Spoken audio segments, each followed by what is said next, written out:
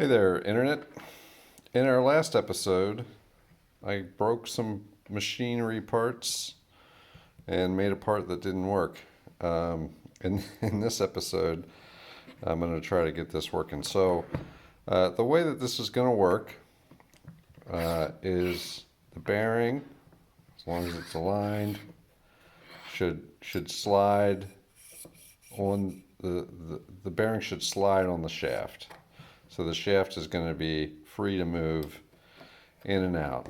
I'm not sure if I'm going to glue this into the pocket with some sleeve, Loctite sleeve retainer, or if I'm going to make a bearing retainer that's got a little lip that I can screw into the face of this. What I ended up doing is I put it on the mill and located the center of the part. And because this 25 millimeter bore was also no good, I bored this out a little bit bigger than I wanted to. So it is a sliding fit, but it's pretty loose. And I'll show you why that's a concern in a second. And then with that same concentricity, I used the same boring head to round date. Is that a word? Round date? To take it from an oval shape to a more round shape. What I found is that when I put this wee little bearing in there, I could press the bearing in, but it actually squished it enough in one of the dimensions, because it wasn't round, that the bearing would no longer fit with a sliding fit onto this ground shaft. So I had to rebore this. Now, for my boring machine, for my milling machine, the hard part is making this big hole. So, in retrospect, I think the right way to think about the order of operations for this part was just use the CNC machine to do the rough boring and leave it like 1/10 of a millimeter, and then not worry about the roundness at all. Just make it a little undersized, locate it. It didn't really take very long to do. Locate the center, and then do the final 2 bores with the boring head. So anyway, so now I have a good fit, decent fit, not a great fit. The bearing's a bit loose. It's a sliding fit on the bearing. And I made this, which is, I did crash the lathe again. Now, this is going to go into this hole and press up against the ground shaft here. And what it really needs is just a little radius cut in there, which I can do that on the CNC machine. But in principle, it works as is. So this just drops in there, and then I'm going to have a larger. Right now, I'm just using this 4 millimeter bolt. But I'm going to have a 4 millimeter threaded end, and then that's going to have a shoulder, and then it's going to be the full 8 millimeters, so that I can attach a handle on here. So free turning, and then if I give it, let's see, free turning, quarter turn, locked. I can still turn it. It might need a half turn or a full turn to fully lock. I can't really change the thread now. Maybe it would have made more sense to use a coarser thread in here. My concern about the fit on this side is that because this is pushing against it, you can see that the shadow here, where it's seated in 2 spots. So there's a point here that's pushing this way, and then it's contacting on, probably with just one spot here, which is going to make the whole thing deflect slightly. I don't know that it really matters. I mean, when you're locking this, when you're using the arm, you're in free turning mode. And so if you want to stop the arm, you're not really moving the grinding head. You're really only stopping the arm from rotating so that you can fiddle with all the levers on the arm. So I think that deflection is minor, and it shouldn't really influence the operation of the grinder. So, all right, so now that I have this done and somewhat functional, except for the radius cut on the split cotter, the next step is to make the other pillow block.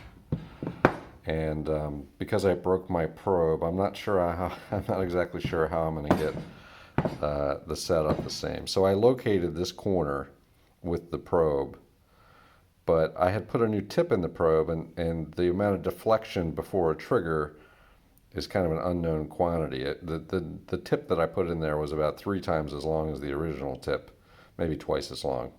So there was some error.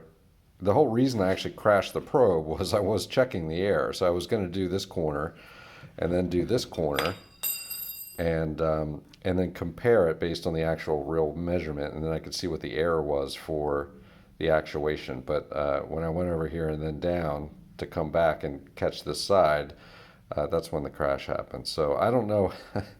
I don't know what the error was in the corner measurement, and what I was hopeful was I would just do the same thing for this part and the next part, and whatever the error was, it didn't matter, because the distance between this shaft center and the bottom would be the same for both parts, theoretically. I guess I have to take this over to the surface plate and then compare whatever maybe I cut this with a little bit of room to take off of this surface, take it over to the surface plate, and then sweep along this to make sure that the heights are exactly the same. So it adds some complexity to the setup, unfortunately. But what I really need to do is just surface down the other part that was halved out of this block, get that square, and then I can get it in the CNC machine and rough it, and then I'll probably take it over to the mill and do the final bore. Here's my stock. It's a trapezoid. I gotta be careful trying to get this thing square. This is factory cut, and I believe that this is fairly square. Isn't that cute, that little thing?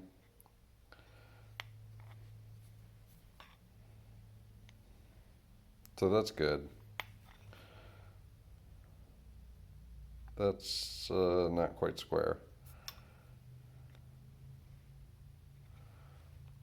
That's not too bad. This is a bandsaw cut. This is totally not square. And this cut is actually better than the other one. I'm surprised. I cut this with my bandsaw, which never cuts anything square. That's actually not too bad. So, which side do I cut first? Little surface plate abuse. Rob Renzetti's punching his computer screen right now.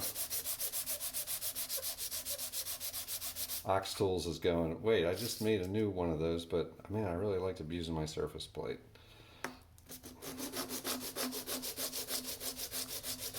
If you haven't seen it, Ox Tools actually made a lapping plate for sandpaper that looked pretty cool. So if you have the time to go through that effort, it's maybe worth a look.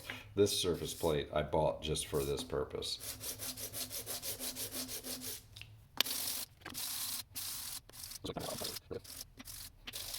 So we'll take it over to the mill and see if I can make it square.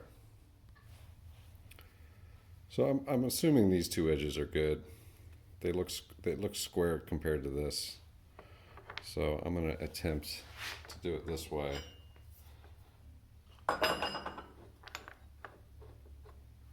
And see if it works.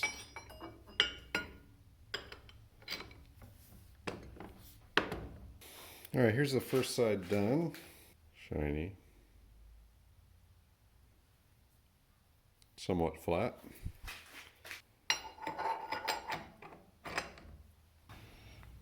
The truth table.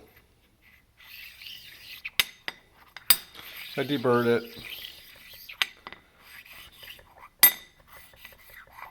Mostly got all the abrasive particles off of there, I think.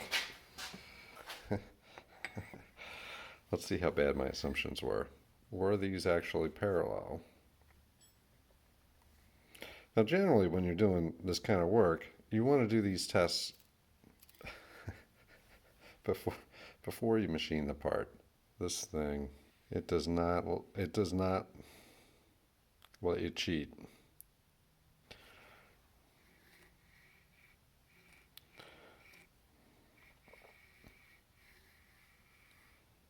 All right. So the factory edge is within, 5 microns. I think that's pretty good.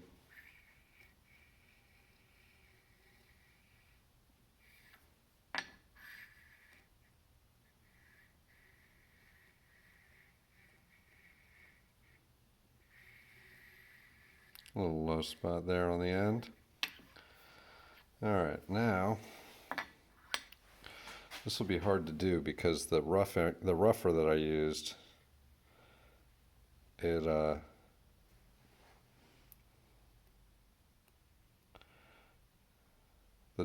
dips in between the roughing cuts are 200ths.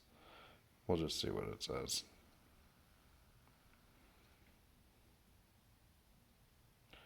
So we're between 60 and 20, 60 and 40. That's not terrible. All right, final check. Lots of knobs on this. Lots of knobs.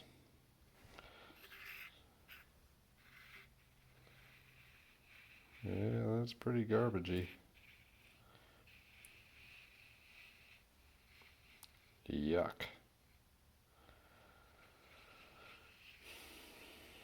I don't like that at all.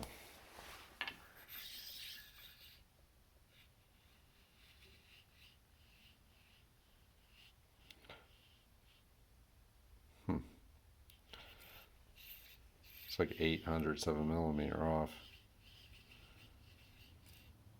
And front to back is not good. No, that's not too bad.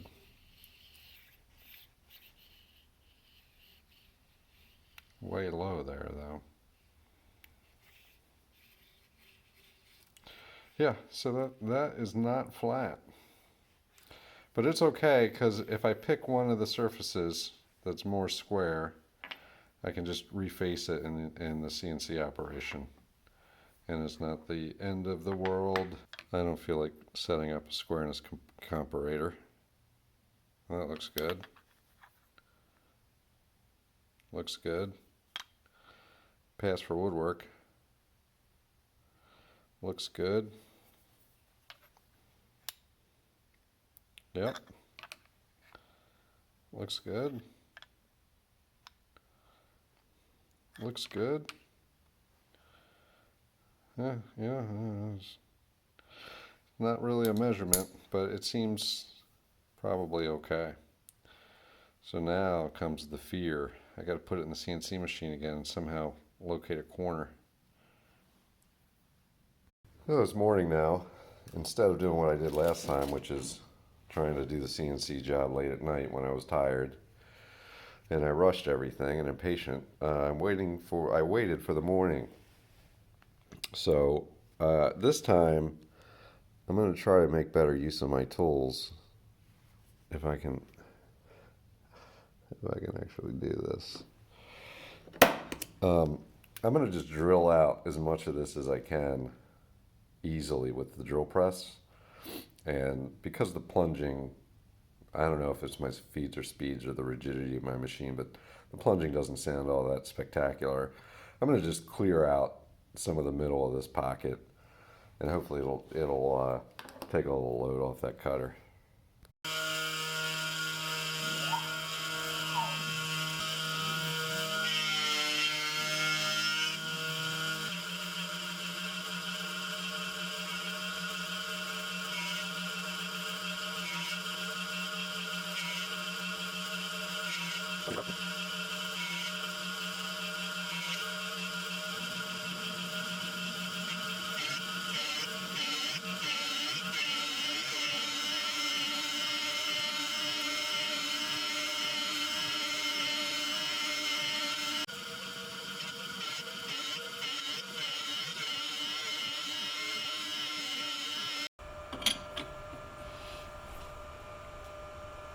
Ugh. All right. Here's the part. My cam didn't work out somehow. I'm pretty sure this is correct depth-wise. You can see how faceted this 3D pocket is, but I tweak my steps. I still have not the same in both axes, so I think I have more tweaking to do. But again, I've decided to do the finishing on the milling machine with the boring bar anyway, so I think this should be okay. So I just have to center these and ignore any kind of intermediate results. So over to the milling machine we go. So I got the boring bar set up. I cut that last pocket for the other side with this exact setting. Nothing's changed, and I know it's a little big. So this screw has a bit of backlash. I'm going to try to take that out, then loosen the gib, and then back it off to get a little bit of a better fit. This boring head has literally, you need 3 wrenches to operate this, which I think is super annoying. Hopefully, that's not terrible.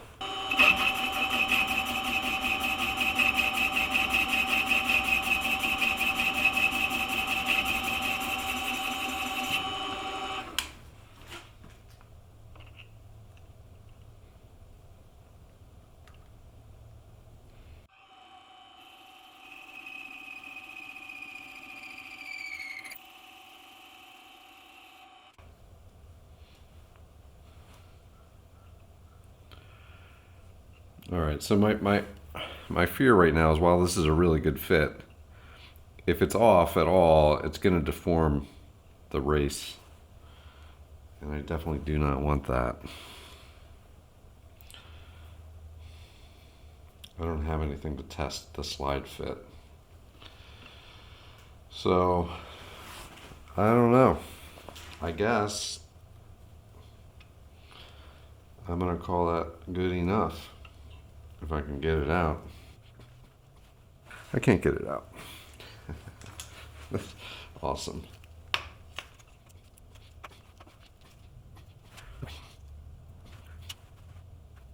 I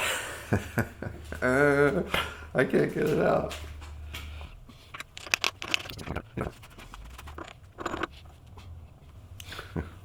Okay, well, since I can't get it out, I have to take it out of the vise, so it's got to be good enough. I'm so glad that I'm not an actual machinist, because they would fire me 10 times over for half the shit I do. Here it is.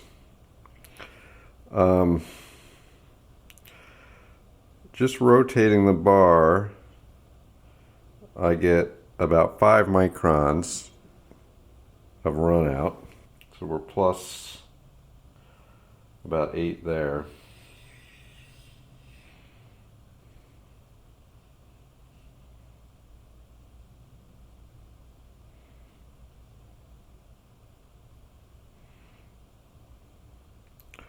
So it's about 10 hundredths of a millimeter off, but that's fixable. The next question I have, well, let's see what the runout is at the other end. All right, so I actually have less runout on this end, which is the split cotter end, and this end, which is a better fit on the bearing. Oh, interesting. So this is like 2 microns. So my bar is not straight. Yep. So my bar has a bow in it. So that's good to know. All right, and then the next thing I want to check is how much deflection do I get when I tighten this down?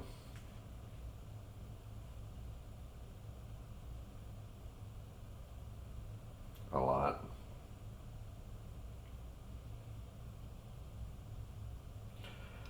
So that's tight.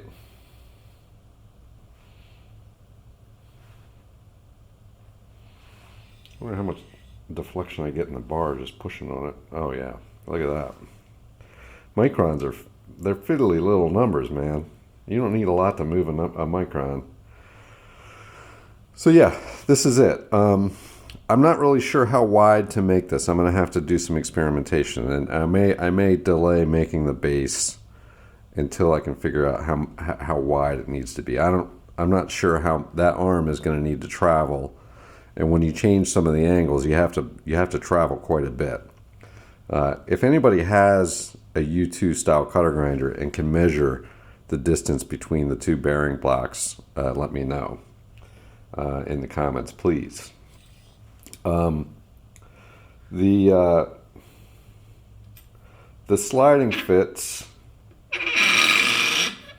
This is a rougher finish on the bottom, so it doesn't slide smooth, but it does seem to slide in and out pretty well.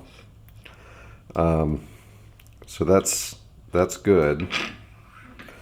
The U2 cutter grinder. So Robin Rossetti made a really good video on how the mechanism actually works in here, and he built a modified micrometer dial for the end. You want to have the dial on the end here because you're holding the arm and feeding it into the cutter wheel with your right hand.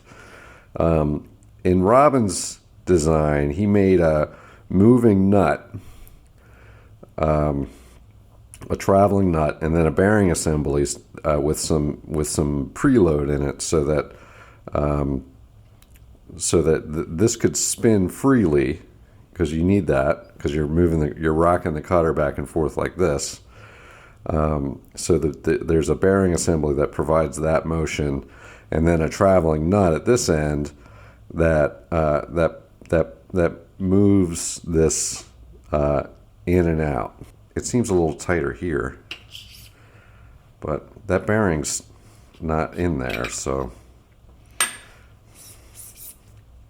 yeah, it is tighter down at this end. What I want is this. This is tight. This is better. Let me stick it back in here. Bearing is a very, very tight fit. Okay. Yeah, it binds. I got to figure that out. Oh, I'm rambling at this point. Anyway, back to the description of what I want to do. I have a small 50 millimeter ball screw, and what I think I'm going to do is I'm going to bore out the bearing seats and do Robin's same design to have a little bit of preload in there and put some bearings in there. And then instead of a traveling nut, I'm just going to rigidly attach the ball screw nut and have the ball screw move in and out. And then have the end of the ball screw attached to the inner race of the bearings. I think that's going to work, but I'm not really sure. So I'm not sure if I'm going to do that next, or I'm going to make some sleeves. If I make a couple retaining sleeves, I can put this on the table that I have and just use this for the rotation, and use the table that I have, which has a lead screw in it, and use that for my feeding, just to try to figure out where I want to put the motor, and then how much space I need in between these two blocks. I'm not really sure what that needs to be. So I'm not sure if I'm going to do that, or actually make the ball nut holder assembly on the end, and then get rid of the table entirely. But that's one of those two things is going to be in part 3. So if you have any questions, let me know. If you know what the dimensions of this U2 cutter grinder are, particularly between the two parts of the casting, where the bearing for the bar is, and then the other dimension I'm interested in is the position of the motor.